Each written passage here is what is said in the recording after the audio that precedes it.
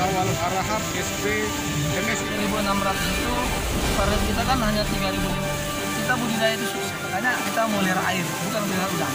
Kalau udang gampang, saya kasih makan sudah selesai. Assalamualaikum warahmatullahi wabarakatuh. Salam sejahtera untuk kita semua, sahabat tani, para pemuda dimanapun berada.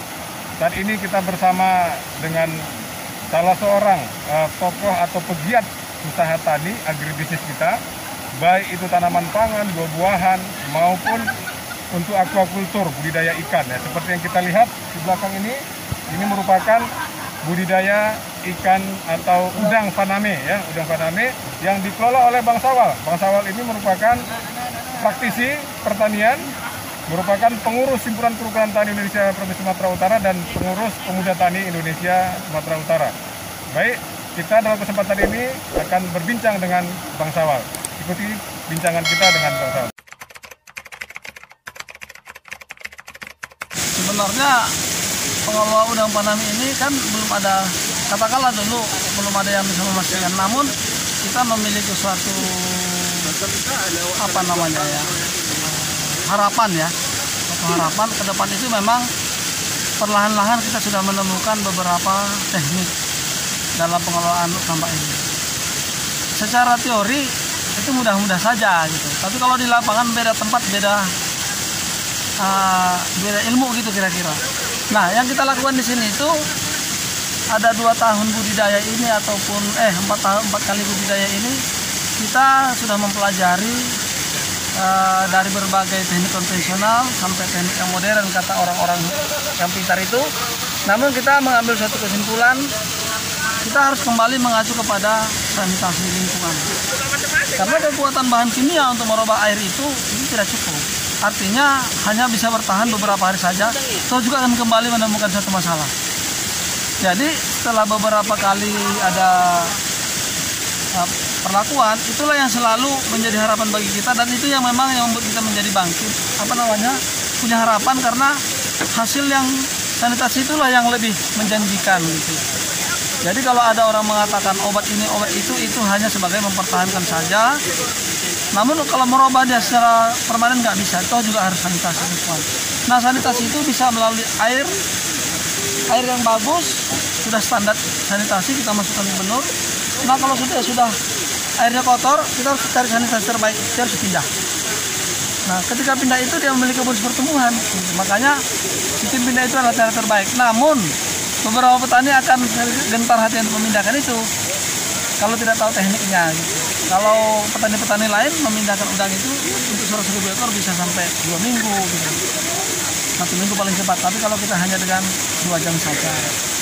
Kenapa? Kita juga rancang alat namanya tangkap selam dan tidak memberikan risiko kematian saat pindah. Jadi kalau 200.000 ekor cukup dengan 3 jam saja gitu. Tidak ada masalah dengan pindah setelah kita lakukan itu. Kalau bukan sanitasi itu berat. Kenapa saya bilang begitu?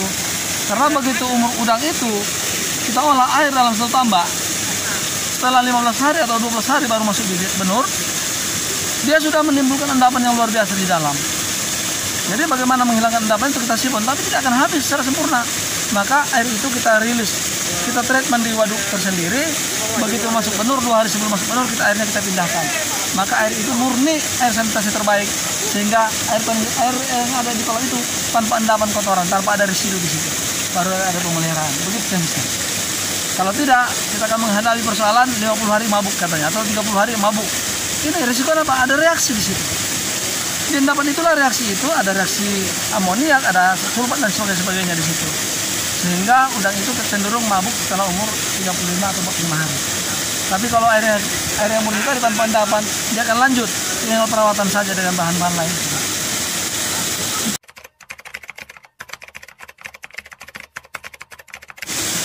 Jadi udang itu masuk PLD8, secara umum PLD8 ya, Osmarpa 8 itu dia setelah berumur, kalau dia pada tebalnya tinggi, dia setelah berumur 70-80 hari itu biasa diparsial dulu, pengurangan pemadatan. Kalau pada tebalnya tinggi, misalnya 100 ekor per meter atau 150 ekor per meter, dia wajib itu dikurangi dengan teknik parsial, katanya istilahnya parsial. Jadi parsial itu sekitar size-nya itu lebih kurang size 70 gitu di parsial. Nah itu harus dilakukan sebagai penjarangan. Baru tambah 20 hari parsial lagi atau 15 hari parsial kembali gitu. Nah beberapa kali parsial dan terakhir itu yang menjadi pedoman yang menjadi size 30 itu. Nah untuk mencapai ini, air itu intinya di air itu kita akan capai size 30 kalau memang sanitasi tidak lengkap. Artinya tidak murni sanitasi. Kalau hanya dengan kekuatan mineral, kekuatan bakteri itu tidak cukup. Karena di samping juga ada kotoran residu daripada perlakuan kita, kemudian sisa pakan dan kotoran daripada udang. Memang perairan kita kan sudah cukup jelek. Makanya sudah boleh dikatakan sudah sudah kompleks gitu. Yang mengakibatkan itu buruk banyak sekali penyebabnya gitu. Makanya kita harus kejar dengan sanitasi dipindah atau juga air yang murni.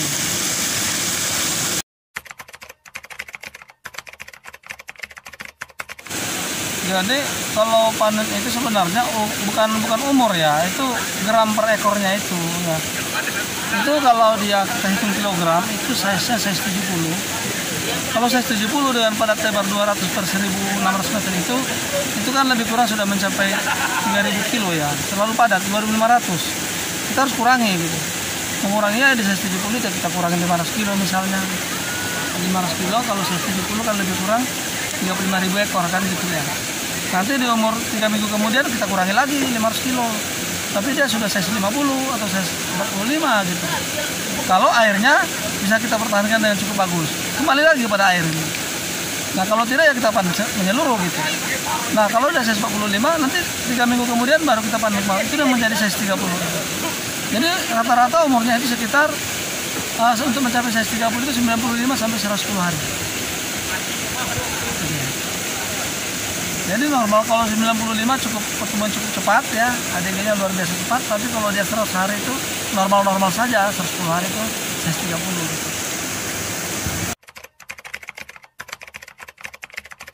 Nah itu dengan pukat listrik ya, itu pihak pabrikan yang datang. Mereka panen sendiri, kita pantau, kita tinggal timbang setelah di size. Kita nggak turun, karyawan tidak turun, itu dari pihak pabrikan yang turun memanen. Jangan kita bawa selera kita terhadap udang itu. Sebenarnya bagaimana udang itu hidup di alamnya, maka air itu yang kita gunakan untuk itu. Jadi sanitasi itu adalah kunci.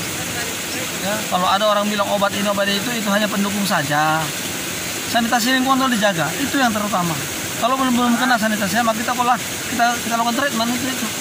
Jadi kalau sanitasi baik sampai dan umur 120 hari juga oke saja gitu. Udang itu ya tinggal kasih makan, air itu yang selalu berubah-ubah. Ya hanya naik turun ya. Alkalinya juga naik turun gitu. Makanya kita mau melihara air, bukan melihara udang. Kalau udang gampang, kasih makan sudah selesai.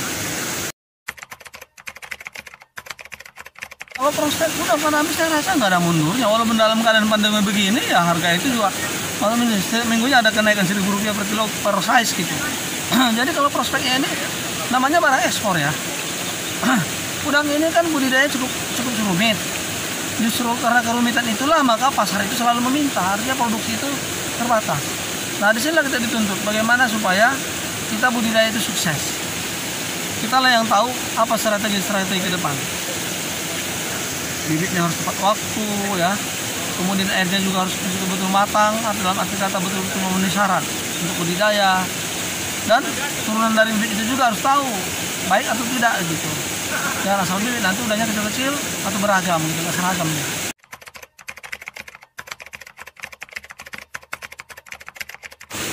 Tidak muluk-muluk ya kan, target kita itu sebenarnya target kita biasa-biasa saja. Dalam arti kata per 1.600 itu target kita kan hanya 3.500 sampai 3.500 kg per sekali budidaya per 1.400 meter seperti ini kan 1.600 meter. Nah itu kan target yang biasa. Target utamanya untuk mencapai yang sampai dengan 110 hari itu, maka kita gunakan teknologi baru yang masih kita simpan yang namanya FSAS. Ada teknologi yang hebat katanya dari Sulawesi itu, RAS ya, resirkulasi aquaculture system. Tapi kita buat teknologi kita namanya full sanitasi aquaculture system. Kita terfokus kepada sanitasi, bukan sirkulasi. Sirkulasi makan energi besar. Maka sanitasi itu yang kita kejar. Sanitasi itu bisa akan mengurangi energi yang luar biasa murah. Dan sanitasi itu menjamin udang itu bisa hidup dengan baik. Demikian tadi bincang-bincang kita dengan Bang Syahri Zawal Harahap, SP MSI. Ya, mudah-mudahan bermanfaat, berkenan untuk para anak muda, para pegiat, para pelaku agribisnis dimanapun berada. Ya, terima kasih Bang Zawal.